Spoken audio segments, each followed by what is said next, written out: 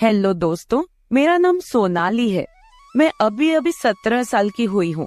मेरा रंग गोरा है और मैं दिखने में काफी खूबसूरत लगती हूँ। मैंने अभी अभी जवानी की दहलीज पर कदम रखा था और मुझे एहसास हुआ कि मेरे घर में पैसों की बहुत कमी है। लेकिन कम उम्र होने के कारण मुझे अच्छे बुरे का कुछ खास पता नहीं था। मैं कम उम्र में ही पैसा कमाने के बारे में सोचने लगी और काम की तलाश में निकल पड़ी। फिर एक दिन मुझे मेरी चाची ने एक बड़ी फैक्ट्री के सेठ से मिलवाया। वो सेठ मुझे अपनी गाड़ी में बैठाकर अपनी फैक्ट्री की तरफ ले गया और मेरे साथ कुछ ऐसा गलत किया जिसकी कहानी मैं आपको अपने शब्दों में बताने जा रही हूँ। दोस्तों, मेरे घर में मैं, मेरी बड़ी बहन और मेरे पिताजी रहते हैं। मेरी बड़ी बहन का नाम पूजा है। मेरे पिताजी अक्सर बीमार रहते हैं और बाहर किसी काम पर नहीं जा पाते। इसी गरीबी की वजह से आज से कुछ साल पहले हमारी माँ भी हमको छोड़ के किसी के साथ चली गई। मैं अपनी आगे की पढ़ाई भी नहीं कर पाई। पैसों को लेकर बहुत ज्यादा दिक्कत होने लगी थी। मेरे चाचा चाची भी हमारे साथ नहीं रहते थे। उनका घर हमारे घर से थोड़ा दूर था। वो कभी कभी हमारे घर में आया करते थे, लेकिन चाची हमारा बहुत फिक्र करती थी। मेरी बहन की उम्र 20 साल है। वो मेरे से 3 साल बड़ी है और वो भी मेरी तरह दिखने में बहुत ही खूबसूरत है। गरीबी के कारण हम दोनों बहनों के शौक अधूरे ही रह गए थे। पापा शराब पीने के कारण बीमार रहते थे। आमदनी का कोई साधन नहीं था। दिन पर दिन घर की हालत खराब होती गई। मेरी बड़ी बहन काम ढूंढने की बहुत कोशिश कर रही थी, लेकिन कहीं पर भी काम नहीं मिला। फिर मेरी बहन गांव में ही एक घर में साफ सफाई का काम करने लगी, लेकिन वो लोग भी काम करवाने के बाद जल्दी पैसा नहीं देते थे और काम भी बहुत ज्यादा था, इसलिए वो ज्यादा टाइम काम नहीं कर पाई। फिर एक दिन हमारी चाची हमारे घर आई। चाची का नाम रितिका है। वह एक बार डांसर है और घर चलाने के लिए उसे बार में डांस करना पड़ता है, जो अब उसका शौक बन गया है। कुछ दिन बाद हमारे ऊपर दुखों का पहाड़ टूट पड़ा। मेरे पिताजी की मृत्यु हो गई और उसके बाद से परिवार में हम दोनों बहनें ही रह गई। मेरी बहन हमेशा से हमारे घर की आर्थिक स्थिति के बारे में सोचकर चिंता करती रहती है, क्योंकि हमारे पास आमदनी का कोई भी साधन नहीं था। घर में बहुत ज्यादा तंगी आ चुकी थी। अब तो कई कई दिन तक हमें भूखा रहना पड़ता था। हमारे रिश्तेदारों ने भी हमसे किनारा कर लिया था। दीदी ने नौकरी करने की बहुत कोशिश की, लेकिन उनको कहीं पर भी काम नहीं मिला।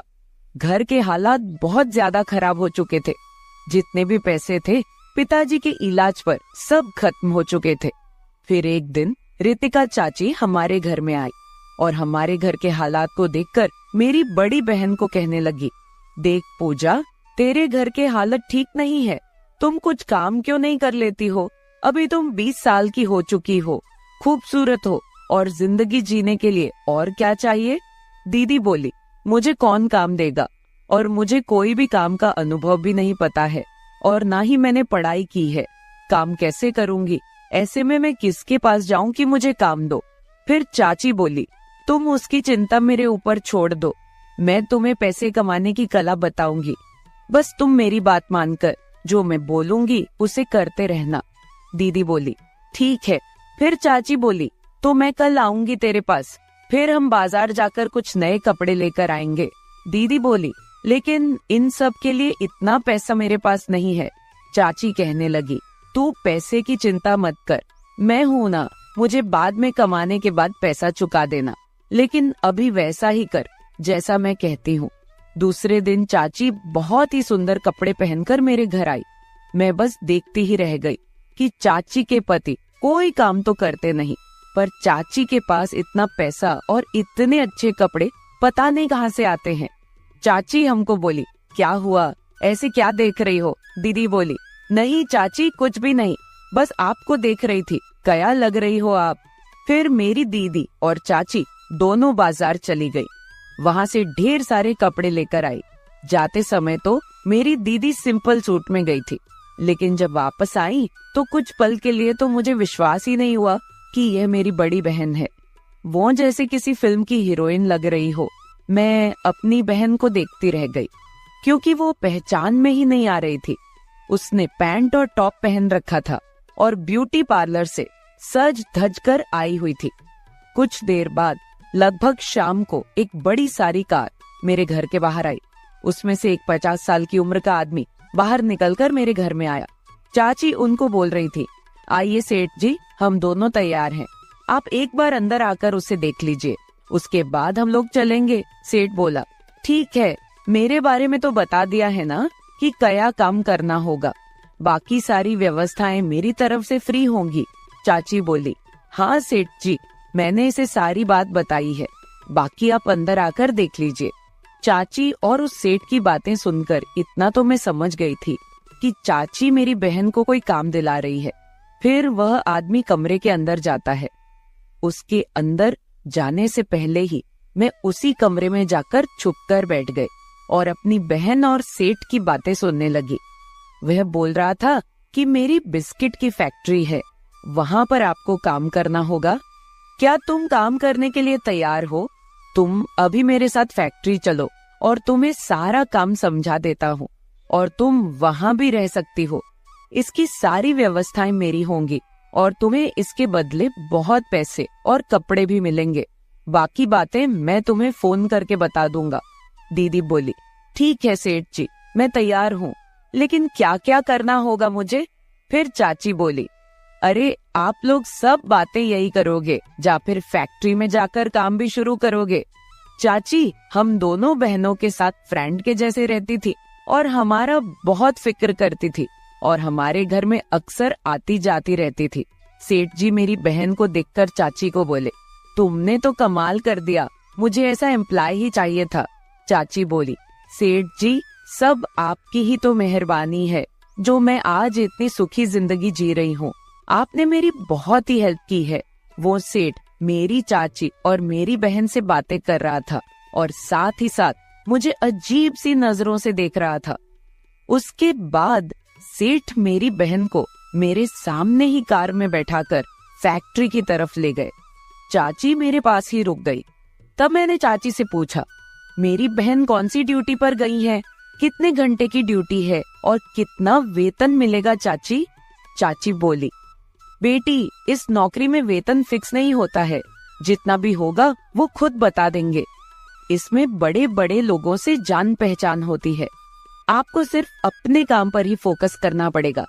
खाने पीने का सारा इंतजाम फैक्ट्री में ही होता है। चाची बोली, क्यों तुम ऐसे पूछ रही हो बेटी, क्या तुम भी ऐसा काम करोगी? अगर हाँ कहोगी तो अभी बताओ, मेरे एक फोन पर बहुत से सेठ लोग आ जाएंगे तुम्हें लेने के लिए और तुम भी फैक्ट्री में काम के लिए लग सकती हो। बढ़िया कपड़े और सभी खाना पीना फ्री और मुंह मांगे पैसे भी। अगर तुम भी उस फैक्ट्री में काम करना चाहती हो तो बताओ, तेरी दीदी को भी पता नहीं चलेगा। बोलो। अब मैं सोच रही थी कि अगर मैं भी काम करने लग जाऊं तो घर के हालात और भी बेहतर हो सकते हैं, इसलिए मैंने हाँ बोल दिया। लेकिन कहीं ना कहीं डर बना था कि कहीं अगर मेरी दीदी को पता चला कि मैं भी नौकरी करती हूँ तो वो बहुत ही गुस्सा करेंगी। इसलिए फिर मैंने चाची को मना कर दिया कि मैं काम नहीं करूंगी। चाची बोली, ठीक है बेटा, जब भी मेरी जरूरत पड़े तो बोल देना, मेरा मोबाइल नंबर तेरे पास है। यह कहते हुए वह चली गई। लेकिन उनके जाने के बाद मैं अंदर गई और आईने के सामने खड़ी होकर एक तक अपने आप को देखने लगी। फिर अगले दिन से मैंने अपने आप को बहुत बदला, कपड़े पहनने से लेकर चलने और बात करने तक। ऐसे दिन बीतने लगे। फिर एक दिन अचानक मेरी बहन बोली, सोनाली, मुझे कुछ फैक्ट्री के काम के सिलसिले से 1 महीने के लिए मुंबई जाना है। तू चाची के साथ उनके ही घर पर सोने के लिए जाना। अगर कोई जरूरत पड़े तो चाची को बोल देना। तेरे रहने को लेकर मेरी चाची से बात हो गई है। मैंने बोला, ठीक है, लेकिन आप किसके साथ जा रही हो और ऐसा क्या काम है जो 1 महीने तक आप मुंबई में रहोगी? इतना पैसा कहाँ से आएगा? तो मेरी बहन ने कहा, मुझे सेठ जी अपने पैसे से लेकर जा रहे हैं। उनका कंपनी का कुछ काम है, फैक्ट्री की कोई डील है। मुझे थोड़ा थोड़ा एहसास हो रहा था कि जैसे मेरी बहन मेरे से कुछ छुपा रही हो। अगले दिन मेरी बहन सेठ जी के साथ चली गई और मैं सारा दिन अपने घर पर रही और फिल्म देखकर दिन काटने लगी। शाम को चाची मेरे घर आई। चाची काफी खूबसूरत कपड़े पहनकर आई थी, टॉप और जीन्स, जो बहुत ही सुंदर ड्रेस थी। चाची मुझे बोली, अरे बेटी क्या कर रही हो? मैंने कहा, कुछ नहीं चाची, ऐसे ही बैठी हूँ। आज आप काफी सुंदर लग रही हो इन कपड़ों में। कब खरीदे आपने? काफी महंगे लग रहे हैं। चाची बोली, कल ही मार्केट गई थी और वहाँ से खरीद कर लाई हूँ। अगर तुमको भी पसंद आए हैं तो मैं तुमको भी मार्केट से लेकर दूंगी। चाची मुझे बोली, मैंने जिस काम के बारे तुम्हें बताया था उस पर क्या सोचा तुमने बेटी? ऐसे मौके बार बार नहीं आते हैं। देख, तेरी बहन भी नहीं है और तेरा घर भी खाली है। इस 1 महीने में कम से कम 2 से 3 लाख रुपए कमवा दूंगी। सेठ को फैक्ट्री के काम के लिए और लोगों की बहुत जरूरत है। बोल, क्या बोलती है? और जब तेरी बहन वापस आ जाएगी तब तुम नौकरी छोड़ देना। किसी को भी कानों कान खबर भी नहीं लगेगी। क्या बोलती हो तुम? मैंने चाची से कहा। क्या सचमुच आप मुझे नौकरी दिलवाएंगी? लेकिन क्या करना होगा पहले यह तो बोलिए। चाची बोली, अभी यह तो फैक्ट्री में जाकर ही पता चलेगा कि तुम्हें कौन सा काम मिलता है। हर एम्प्लॉय के काम अलग अलग होते हैं। उसके बाद मैंने चाची को नौकरी के लिए बोल दिया और चाची ने सेठ जी से बात की और मेरी नौकरी पक्की कर दी। कुछ देर बाद सेठ जी मुझे लेने के लिए घर आ गए। मैं सेठ जी के साथ गाड़ी में बैठ गई। वो मुझे एक सुनसान फैक्ट्री की तरफ लेकर गए।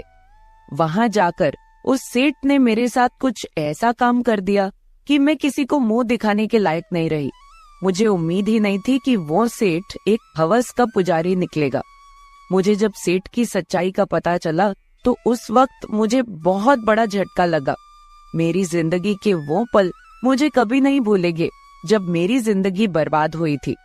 मैं बहुत पूछता रही हूँ कि मैंने अपनी चाची और उस सेठ के ऊपर विश्वास करके खुद ही अपनी जिंदगी क्यों बर्बाद की है। गरीबी की वजह से हम दोनों बहनों की जिंदगी ही खराब हो गई। हमारी खुद की चाची ने ही हमारे साथ इतना बड़ा धोखा किया। शाम होते ही वो सेठ मुझे घर छोड़ गया। मैंने अपने मन में सोच लिया था कि इस सेठ को मैं कभी नहीं छोड़ूंगी। पता नहीं उस सेठ ने कितनी और लड़कियों की जिंदगी बर्बाद की होगी। अगली सुबह मेरी बड़ी बहन भी घर आ गई और हम दोनों बहनों ने पुलिस स्टेशन जाकर उस सेठ और मेरी चाची के खिलाफ कंप्लेंट की। अब वो दोनों जेल के अंदर अपने गुनाहों की सजा पूरी कर रहे हैं। भगवान ऐसी गरीबी न दे कि किसी की जिंदगी ही बर्बाद हो जाए। तो मेरे प्यारे दोस्तों, अगर आप लोगों को मेरी ये कहानी पसंद आई हो तो चैनल को सब्सक्राइब जरूर कर ले और बेल नोटिफिकेशन ऑन कर ले। एक प्यारा सा कमेंट करके बताइए कि आपको मेरी स्टोरी कैसी लगी। कल मिलेंगे एक और वीडियो के साथ। धन्यवाद।